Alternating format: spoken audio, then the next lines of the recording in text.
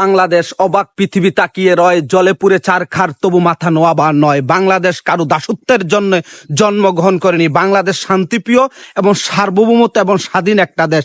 বাংলাদেশ সবসময় প্রতিবেশীকে খুব সম্মান করে, আর ভারত আমাদের এই সম্মানকে সবসময় দুর্বলতা তারা মনে করত। তারা বারবার আমাদেরকে উপরে জুলুম করত এবং বিভিন্নভাবে আমাদের বর্ডার অঞ্চলের জনগণের উপর তারা নির্যাতন করত। আপনার ভারতের কিছু উচ্ছৃঙ্খল বিএসএফ জওয়ান বাংলাদেশে প্রবেশ কইরা বাংলাদেশের কৃষকরে ধরে নিয়ে যাইতে হয়েছিল। তখন বাংলাদেশের যে সোনালী সন্তান বা সূর্য সন্তান বাংলাদেশে বিজিবির কিছু জওয়ানরা হাতে তারা ধরা পড়ছে এবং লাস্ট পর্যন্ত বাংলাদেশের বিজিবির হাত ফায়ে ধরে তাদের জীবন ভিক্ষা তারা চাইতেছে। এবার বুঝেন আজকে ভারতের সেই ধাম্বিকতা এবং ভারতের সেই অহংকার কই গেল।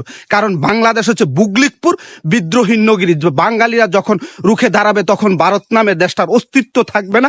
তার বাস্তব প্রমাণ দেখেন, ভারতের জওয়ানরা বাংলাদেশের বিজিবির পায়ে ধরে তাদের জীবন ভিক্ষা চাইতেছে। আজকে শেষ পর্যন্ত বিদ্রোহী কবি কাজী নজরুল ইসলামের সেই কবিতার কথা বারবার মনে পড়তেছে, বলো বীর বলো উন্নত মম শির নির শিহারি আমারই নত শির।